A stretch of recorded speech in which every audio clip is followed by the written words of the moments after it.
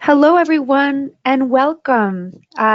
We are happy to have you on our webinar today, where we're talking about the role of the global social service workforce as a forum to advance knowledge and to advocate for policy reform. My name is Betsy Sherwood, and I am the director of the Global Social Service Workforce Alliance. I joined this role last October, so I'm relatively new to the Alliance. And today I will be joined by Rebecca Davis, who is our steering committee chairperson, as well as an associate professor at Rutgers University and the director for the Center of Global Social Work at Rutgers. And we're also joined by Nicole Brown, who is the deputy director of the Alliance. So we're very happy to have you with us today for this webinar. This is our first time doing a webinar of this nature. It's an idea that came to us from the feedback that we received during our member survey. We were told that it would be great to have some information on how our new members can engage with the Alliance and learn a bit more. So this is our first webinar, and we're excited to test it out with those of you who are with us today. So quickly, we have a light agenda. We're hoping to cover a bit of information about who we are at the Alliance, and particularly focusing on ways that you as members can engage with us. And we are hopefully, we'll have some time to take some questions at the end. So a little bit about the Alliance for those of you who don't already know. The Alliance was launched in 2013, and we were launched to serve as a network. Right now, we act as a multi-sectoral convener, and we are working to document good practices, advance knowledge, and really to advocate for the workforce so that we can improve the way that we work in order to better support outcomes for children, families, communities, and vulnerable groups. We are funded right now through UNICEF, both the headquarter office, as well as some projects in different regions throughout the world, as well as funding from GHR Foundation. Prior to that, we were funded by USAID through the PEPFAR initiatives. We are hosted by a group called the Tide Center, and they are a 501c3, or in the US, a nonprofit entity that acts as an incubator for small nonprofits and social enterprises.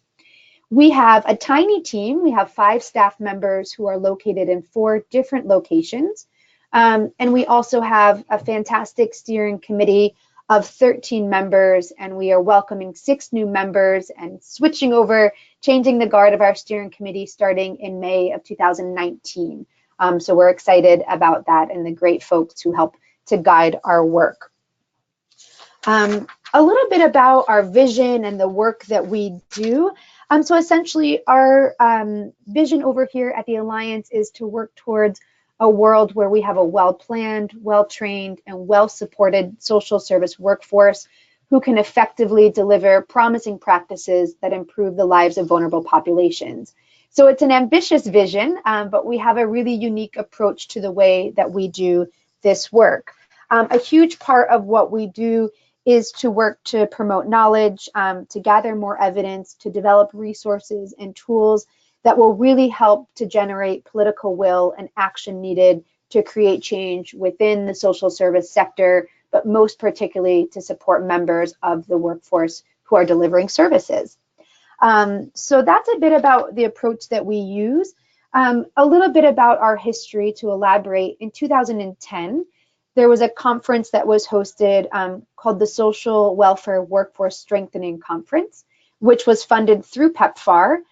It was in South Africa, and over 150 stakeholders attended from 18 different countries, most of them coming from sub-Saharan Africa, some from one from Haiti, and also a delegation from Vietnam.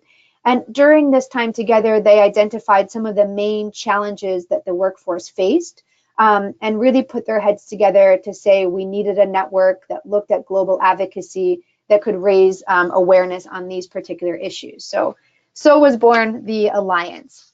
So how do we do the work that we do? Essentially, we work to convene and connect folks to really generate collective action towards our mission and vision. We advance knowledge and we advocate.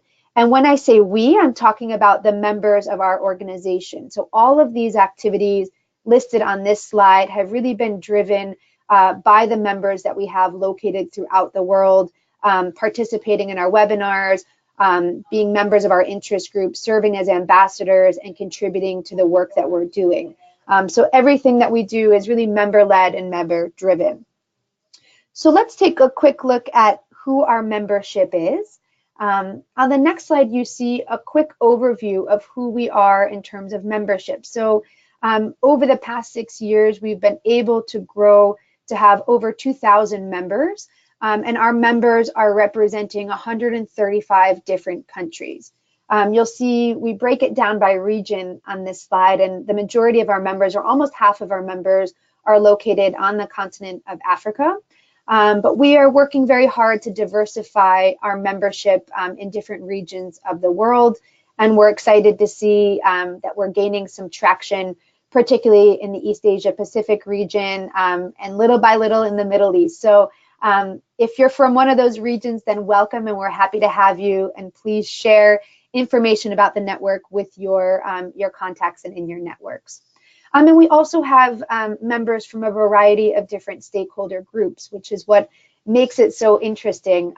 We have a real diverse representation of folks from civil society, from government entities, from academia, from professional associations, and from bilateral and UN organizations. So it creates a very healthy conversation of folks coming from different stakeholder groups and viewpoints. Next, we'll take a quick look at our resources and tools. What we do at the Alliance, again, as I mentioned, is we are really trying to build the evidence base around the work that the social service workforce does, what we know, and where the gaps in knowledge are. So one of the main ways that we do this is through our annual State of the Social Service Workforce Report, which we've produced in 2015, 16, and 17. We are in the process of finalizing our 2018 report, which will be released on May 7th of next month. So stay tuned. In a few weeks, we'll have our new report out. Essentially, these reports really look at the composition of the workforce. We are engaging hundreds of members while we pull together the data for these reports, getting quotes, getting case studies, showing positive practices. So each year, these reports come together and really serve as a reflection for the workforce that is out there, that is providing services, the great work that they're doing, and what they need in terms of additional support. In terms of other resources, our team has worked and collaborated with a variety of different stakeholders to produce relevant tools and resources to support others in their work. You'll see a few of the samples listed here, but if you are to go on to our website, which we'll talk you through in a little bit, we have over 800 resources featured on our website, and these are resources that are shared with us by our members, and we create a platform to host these materials. The website is wonderful. You can search by thematic area, by geographical area, and really find a ton of great materials from around the world. So it's a really great way that our members can contribute and a great place for us to share materials. Next, we do a lot of work via interest groups. And so our interest groups are member-led. They're task-focused, they're results-oriented, and they usually work on addressing a very specific area around workforce strengthening. The interest groups normally come out of either findings from reports that we've done, or feedback that we get in our member surveys, or trends that we're seeing in terms of places that we know we need to pull together the best and brightest minds to focus on a specific topic. So currently we have had 4 different interest groups, 2 of which are still active. So we've had one that's active now and just getting started on advocacy, one on case management, one on the work of paraprofessionals, and one on building the evidence base. And on our website, you can find the materials and the products that were produced or are underway for these interest groups.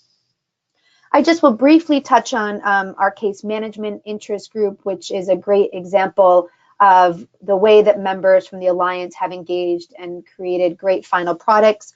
We had over 75 members who were part of the case management working group.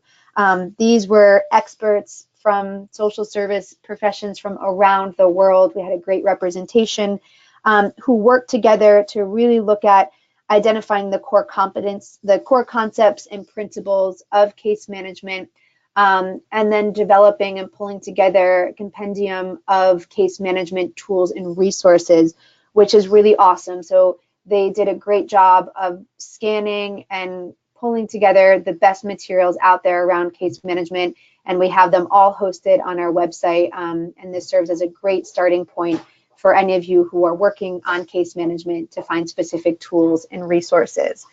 So that's a good example of what happens in our advocacy or in our interest groups, and I would encourage you to join them, particularly our advocacy one, which is just launching now. So with that said, I will turn it over to Rebecca Davis, who's the chairperson for our steering committee, and she is going to talk us through some of the technical work that we are leading globally around talking about the workforce and identifying who is in the workforce. So Rebecca, thank you so much for being with us today. Thank you. Okay, so how do we define the workforce? The definition on this slide was recently updated through a process with member input. And we expect it will continue to evolve over time. So we view the social service workforce as an inclusive concept that incorporates several common characteristics that reflect diverse approaches depending on local context. So it's the global local kind of integration. So number one is the workforce includes the broad range of governmental and non-governmental professionals and paraprofessionals. Also, social service workers work with individuals across the life cycle. They work with families and they work with communities to enhance well-being. The services provided are on a continuum from prevention to promotion, sometimes called protection. And these approaches and services are informed by both scientific and local indigenous knowledge and experience, and grounded in ethical principles. Also, social service workers engage at both the individual and organizational levels to address a range of discriminatory practices, poverty, and violence to facilitate access to needed services. Also, social justice and human rights frameworks are shared across contexts. Next slide, please. So social service workers are unique in that they represent a very diverse workforce, and diversity can be a challenge as well as the strength. On this slide, you can see the wide range of job titles that may reflect similar job functions. Here we have social workers, child care workers, probation officers, community development workers, home visitors, just to name a few. And many of these job titles can vary for the same positions across different countries. But the strength is in how the responses can be contextualized to the local needs. Next slide, please. So the social service workforce framework that's been developed by the Alliance has three primary components, and we call these planning the workforce, developing the workforce, and supporting the workforce. Now, these are not mutually exclusive, as there is overlap, but this framework has been useful in assessing the workforce and determining entry points for capacity building. So planning the workforce includes things like strategic planning, legislation for regulation of titles and practice, mapping and assessment of the numbers of workers, titles, etc., in order to inform stakeholders in decision making. improving human resource systems, and building leadership. Developing the workforce refers to efforts to increase knowledge and skills, such as training and education, and this is both university and on the job, training and education, curriculum development, teacher training, and also standardizing and certifying curriculum materials and training. Supporting the workforce focuses on ways to improve things like job satisfaction, to advance careers, job performance, and motivation. And these are things that are critical for improving retention of workers. Here, the role of professional associations is key. So let's look at some examples of each of these particular components. So for planning the workforce, some examples are, in Georgia, the draft law on social work outlines stages for implementing the new regulations for social workers and paraprofessional social workers, including education and support requirements. Zimbabwe's national policies support expanding the numbers of social service workers in different cadres of government districts and also to professionalize the workforce. Romania's legislation clearly defines social workers as individuals with a social work degree from a university. So examples for workforce development. In Uganda, training programs have been streamlined and certified in order to standardize national training of government social workers at the local level. Serbia requires social workers that are qualified by the Chamber of Social Welfare to engage in accredited continuing education and professional conferences in order to obtain or renew a license. In several countries, such as the DRC, India, and Zambia, paraprofessional guiding principles and competency frameworks are used to inform national training programs.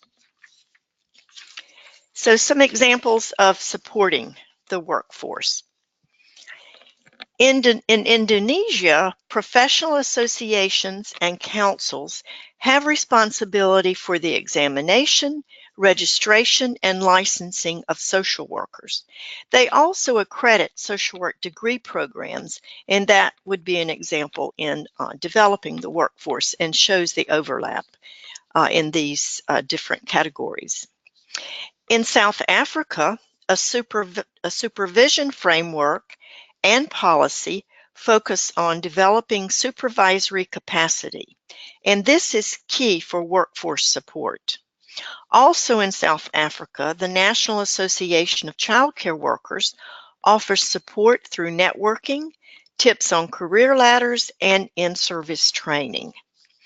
Namibia has developed tools to build capacity for using a supportive supervision model on a national level, and that is coordinated by government and community level actors. Next slide, please. UNICEF's strategic plan for 2018 to 2021 emphasizes the development of the social service workforce as strategic in addressing violence against children. So if we look at outcome statement 3, girls and boys, especially the most vulnerable and those affected by humanitarian situations, are protected from all forms of violence, exploitation, abuse, and harmful practices. So the output statement 3, or the measure that's used, focuses on strengthened child protection systems for prevention and response services to address violence against children. In other words, the capacity to provide a continuum of services is stressed here. The indicator is the number of countries with a quality assurance system in place for social service work. Also, outcome statement 5, girls and boys are provided with an equitable chance in life. The outcome is strengthened national social protection systems to address the needs of most disadvantaged children. The measure is the number of countries with moderately strong or strong social protection systems. And workforce capacity is a key component of a strong social protection system. So we can see that UNICEF is really focusing on workforce strengthening as a strategic area in addressing violence against children. Next slide, please.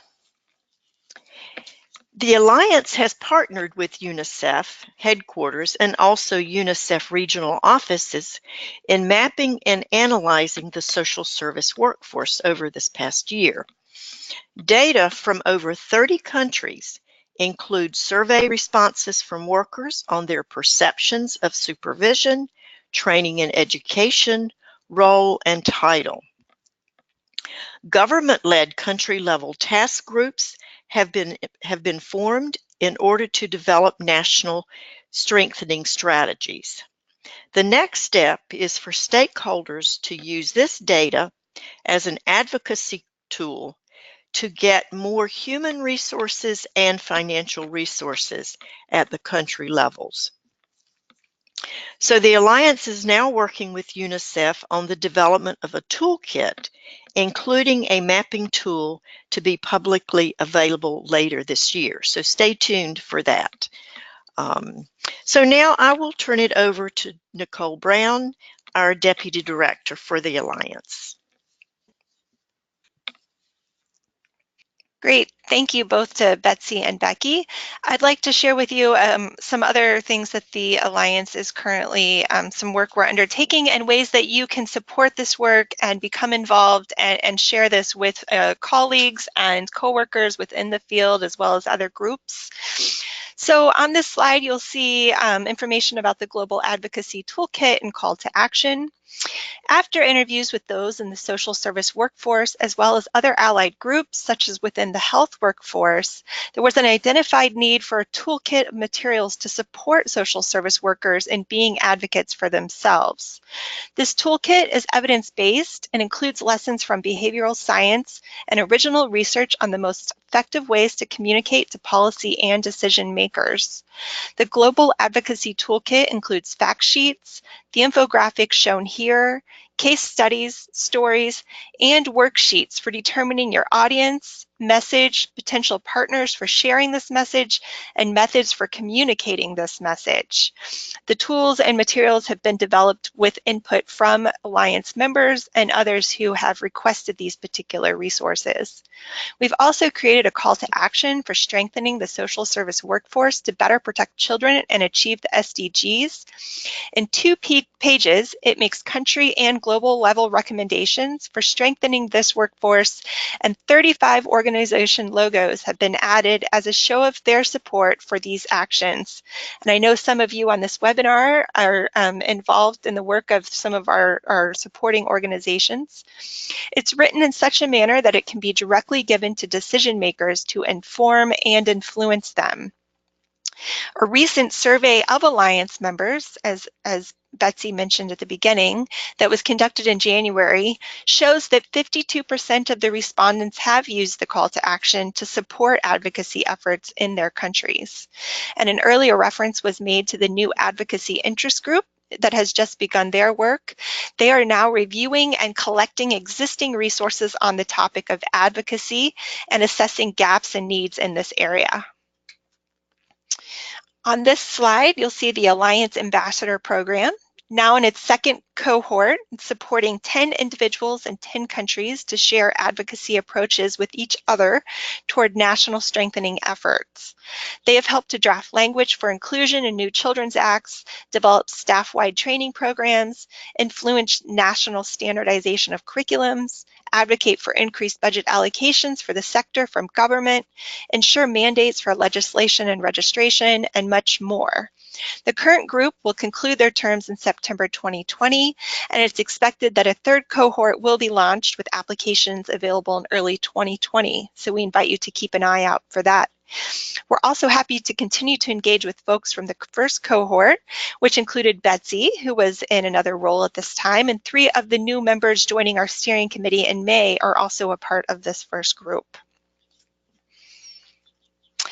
As we mentioned, the member surveys, we continue to seek member survey input on the best ways to support you and your current work through what types of events, resources, and tools are needed, and the ways that to engage that are most meaningful.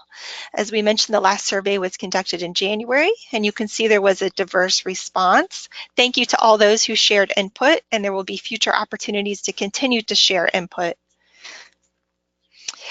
And some of those survey findings are reflected here. On this slide shows the percentage of members, survey respondents, who strongly agree or agree that through their participation, they have shared information about the workforce strengthening in their country with practitioners, they've increased knowledge and skills, more motivated in their work, that this knowledge has been used in their professional role, that they're applying this learning to help accelerate progress toward workforce reforms, or that they've participated in alliance interest groups or engaged with members in other ways. So you can see here the blue is reflect the 2019 responses compared to prior year's responses, and we're always happy to hear and learn of ways that the Alliance is supporting all of you.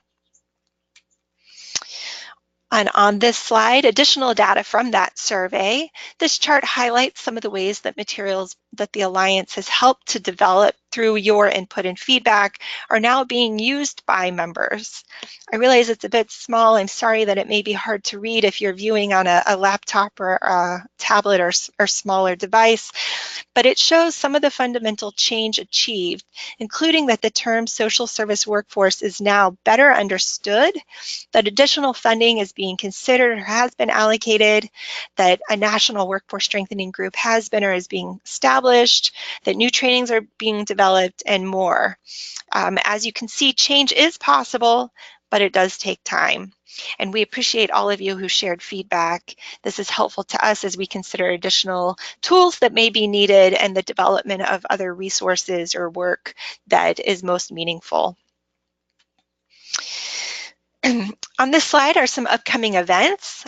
Betsy, Becky, and I hope that we may meet some of you at the upcoming Social Work Day at the United Nations in New York on April 1st or the day prior, the student event. The International Federation of Social Workers, or IFSW, holds consultative status with the UN, and events have been held at the UN for more than 30 years as key advocacy events. Events were also held this year in Geneva and in years past at the UN in Bangkok. World Social Work Day was officially held on March 19th, but global events are being held throughout the month, and some of those are highlighted on our website. I've also listed a few other upcoming events and activities that the Alliance is hosting on this slide, and we hope that you'll be able to participate, meet with us, and share your input through these activities. You heard earlier about our symposium that will take place on May 7th and be held again in Washington, D.C., but also free live webcast of the full event. Registration is now open, and the full agenda has just been posted. Panelists representing UNICEF from 4 regions will present on the mapping and analysis work that you heard Becky mention earlier, and how those findings are influencing future workforce supports. And then a panel comprised of speakers representing funders, associations, and INGOs will share some advocacy efforts underway and approaches for advocating, showing how they are using data to support their advocacy efforts and affect change. And then 2 other events listed here. I'll be presenting on May 30th at the Network for Social Work Management Conference. For anyone who is in Chicago, we invite you to participate in that event. We'll be learning and sharing about advocacy tools and efforts towards supporting the profession. And the Network for Social Work Management, we're happy to say, is also supporting our symposium in May.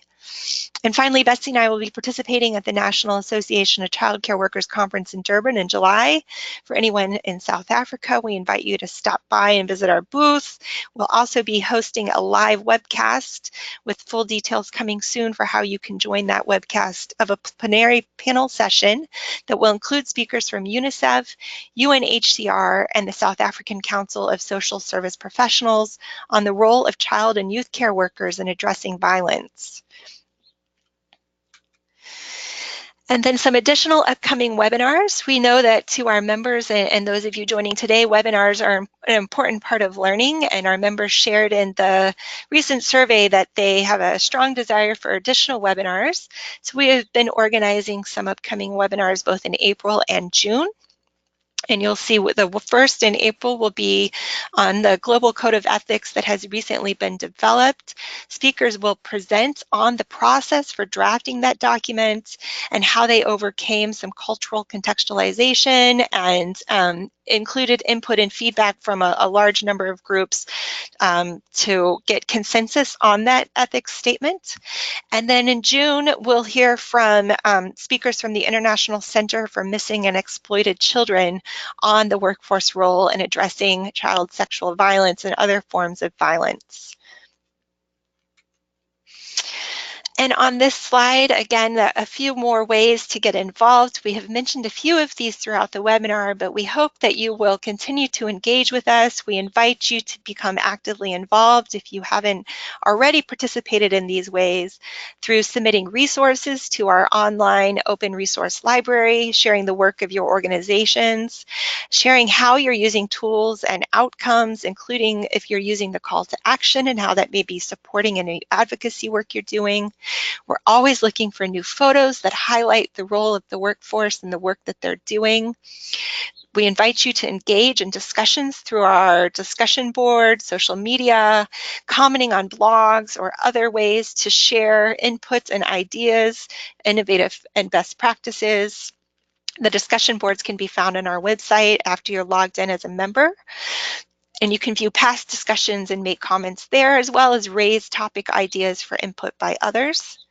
We also invite you to encourage your colleagues to become members. Once we expand, as we continue to expand our membership across additional organizations, stakeholder groups, and countries, we can better share with each other the work that is underway and support efforts in different countries.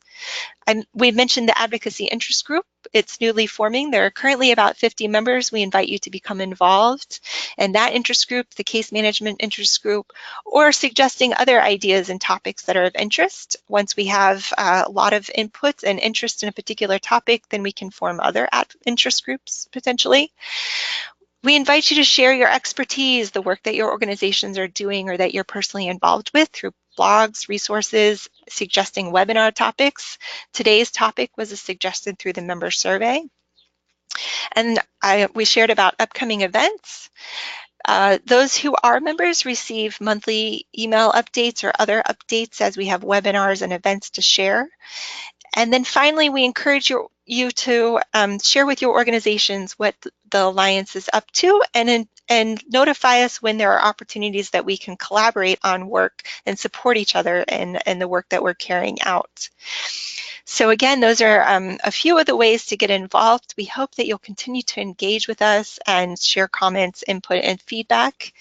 We'd now like to open up the webinar for questions and answers. You can pose those by typing in the question box. We will address those momentarily. So you can begin typing your questions and we will address those.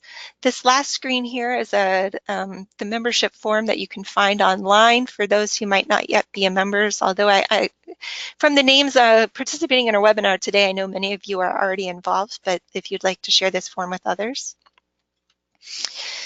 And again, we invite your questions and comments at this point in the webinar.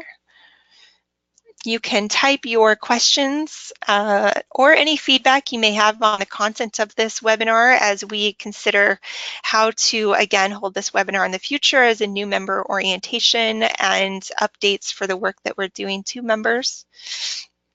So we will pause here to begin answering any questions you may have. Again, please type those in the question box.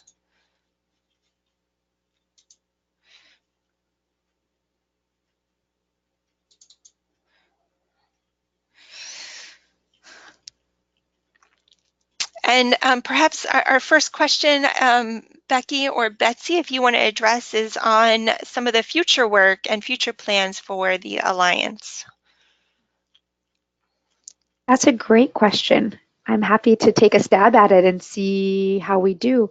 Yeah, so in terms of future work at the Alliance, we currently are engaged in some really interesting work with UNICEF regional offices, which is looking at doing some pretty comprehensive mapping and assessment work. Now we will have done this in about 30 different countries by the end of May of this year. So the next steps for us are really thinking about what have we learned in that process, developing a toolkit to help other countries along as they do mapping and assessment, and then really thinking about how do we support actors to make action plans to strengthen the workforce based on, we've been pushing to gather data. Now that we have data, now that we have a stronger sense of where we stand, how do we set specific results and indicators to measure progress? So a lot of the work we're doing right now is looking at what would good sample indicators and results be on a country level to know if we're moving the needle on strengthening the workforce. How do we capture that information? How do we compare that information? So that's a piece of what we're doing now. And I think simultaneously, we are continuing to think about what are the next steps in terms of advocacy. So we have our advocacy toolkit, which is really being used and we're really proud of. We have our call to action document, but we're at a phase now where we're trying to make some very targeted messages towards folks who can invest in the workforce, figuring out what are we asking for in terms of financial support and contributions to support the workforce. So looking at it more from the costing and finance and economic side to figure out what is it that we need to fund the gaps that we're identifying. So that will be a big challenge for us. It's not the work that we've historically done, but we're seeing it as a huge part of the next phase of what we could contribute. So we're looking forward to getting involved in that piece of work as well. I think there's other things on the horizon, Becky and Nicole, if you have other ideas. I think those are some of the bigger picture things that we're working towards. I think you covered, I think you covered some of the big. Yeah, and again, we're always looking for member interest and input on the topics and type of work that is most meaningful as we continue to look at our future direction and the type of work that we undertake. It's through input from members as to the particular thematic areas of interest and the needs, whether it's data or advocacy tools, resources, and what's most helpful. Also helps guide the work that we undertake. And I think, keep an eye out for the report that we have coming out in May. I think it's really exciting. We talk a lot about gaps and barriers and work to be done, but what will be great about this upcoming report is we capture some really awesome, positive and promising practices and case studies of things that are happening very well in a variety of countries. Some countries we haven't had the opportunity to look at before. So I think what it does is it continues to humble us in our work as a kind of a global influencer to step back and think, well, there's already so much good work going on at a national and local level that we should take some more time to look at what's working and build off of that. So I think this report will be really interesting. And I think the next phase of work for us is to continue to diversify where our members are geographically, learn more about regions where we haven't engaged before, but we know there's some really interesting stuff going on, particularly in certain countries where we're using, the great local community and social capital and indigenous practices to build upon social service interventions. And I think that for us, as we see more examples like that, we get excited and we want to just continue to find ways to capture and share them. So a big piece of what we will do, and some work that Nicole and I have lined up, is trying to capture some of those stories and create a platform to share them with other folks in other countries. Okay, we have received several other questions. We'll hope that we have time and try to address all of your questions. The next one, Betsy and Becky, is it says, it sounds like a lot of your work is focused on working with governments. What supports do you have, or recommendations might you have for independent NGOs that are doing this type of work through case management in terms of building the social service workforce capacity at local staff level? That is a really great question. Becky, you can jump in as well. I'll take an initial stab. Okay. I think, it does sound like now the trend over the past, 18 months has very much been, we've got our eye on governments, particularly ministries of social affairs and other key ministries, due to the mapping piece, because we really need to engage them to understand the composition of the workforce, the legal and normative frameworks that are going on. So that has been quite a big focus for us. However, we have always engaged with civil society, particularly nonprofits, but also professional associations, those who are representing the workforce. I think a great place to start is looking at the advocacy toolkit, which Nicole shared earlier. And in there, we have a lot of strategic information and messaging that somebody who is working at an NGO level, either locally or nationally, would be able to use and to try to get the attention of or develop an advocacy strategy towards your government where you're working. So I think that's a great place to start. We may have undershared what we do in terms of liaising with people from INGOs and local NGOs, and all of this kind of mapping work and the work that we do. Those are the folks that we're engaging to collect data, to take our surveys, to share feedback and share stories. So ultimately, we pull this together to share with governments and donors, but it really is reflective, hopefully, of the work that's being done by NGOs, and a huge piece of that is in the case management process. So take a look at the toolkit, take a look at what's out there for our case management tools and resources, and hopefully that will be helpful. Yeah, Becky, anything to add? Yeah. Excuse me? I was saying anything to add. Oh, okay.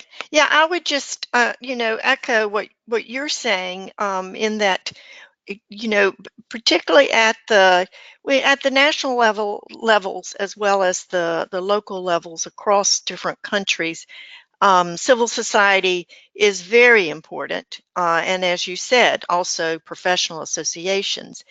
But ultimately, governments have the responsibility. And sometimes civil society is filling a gap because the governments are not sometimes providing the services at the levels that is needed. And one of the things that we find across different countries is investments in social services is low compared to some of the other sectors. So that's one of the reasons that we have in our partnerships with the different development organizations, including UNICEF, are working to leverage the support that comes from governments. Because ultimately, if there's more support from governments, that also can be used to contract with civil society to provide these services. So that is another area that we certainly want to advocate for. And I would just mention that the largest stakeholder group of our membership is actually NGOs, NGO representative or NGO staff. And the online open resource library we have, the largest portion of gray literature comes from NGOs that have helped to develop these resources and tools that many of them are training materials or other tools that can be used toward capacity building and practical application within the field. So there's certainly a lot of information and material from NGOs that's directed toward NGOs. Yeah, I would agree that we've undershared the important contribution of NGOs into this work. I hope that helps to answer the question. Laura, if you have further follow-up questions to that, please let us know. The next question is related to, and I hope, Lizeth, I've fully understood your question. It says, how do we become a part of these groups that help with global connection? Who can I contact to discuss ideas and potential future collaboration? So I think a two-part question. Well, first, we would invite you or anyone at your organization to become a member of the Alliance, and then we can better share information that's readily available, work that's currently underway, and discuss additional opportunities for collaborating as it makes sense with the Alliance or your organization or whatever stakeholder group you come from. But we also, the last slide, and I can flip back to it, lists some other ways to engage, not only with us at the Alliance, but also with other members through the discussion boards or sharing of your work and other ways to participate and engage with other members in other countries. So I hope that helps. On the next slide, I also have an email address that I'll share, a general email box for any of us. We're happy to further have a conversation about areas and opportunities for collaboration and hear what you might have in mind and work underway and where there may be synergies with the work of the Alliance. Betsy or Becky, anything to add? No, I think that's great. And I think just a more general comment that we're always looking for ways to collaborate. And, we have a great platform on the website to create discussion boards, which is, if collaborating with directly is great, but if you're looking to establish a collaboration between members, that's another resource that you can use as well. So yes, please reach out to us. Okay, we have a few additional questions. Let's see. I'm sorry, just a moment. Let me scroll through here. If I'm involved in a process to develop a workforce strategic plan and I want to learn from others who have done so, how can I do this through the Alliance? That's a great question. So, that I would say stay tuned. I think a lot of the tools that we will be disseminating and releasing starting hopefully by June into early July will be really helpful. Yes, we have this piece around the mapping, but that lays the groundwork for the action planning and the strategic planning piece. A big part of what will be helpful there will be looking at some key indicators. As you're developing your strategic plan, you'll really need to think about how you're measuring the success of that plan. And I think some of these indicators may be really helpful to you in that process. So again, stay tuned. If you get our e-updates, you will definitely be alerted when those materials are hosted online. And if there are questions about how to use them or adapt or contextualize them, then please reach out and we can help you with that piece. I think my only other piece of advice on that and what we're learning in the countries that have moved past the initial phase and into the action planning is just to make sure that it is as participatory as possible and that there is true representation in the process. I think what we have seen happen is that you get some key decision makers in the room, but we don't always have the voice or representation of the frontline workers who are most involved in the day-to-day work. And we develop plans that sometimes aren't realistic. So I think thinking about all levels of the workforce however you define and determine the workforce in your country or area, making sure that you have that voice at the table from everyone, from your field community-based folks all the way up to your people in ministries or decision-making positions, and that will make for a much better planning process. So we have tools, we're little by little helping other folks go through this process. So we do have some sample agendas and workshop activities that we could share as well that might not be formally released, but maybe helpful.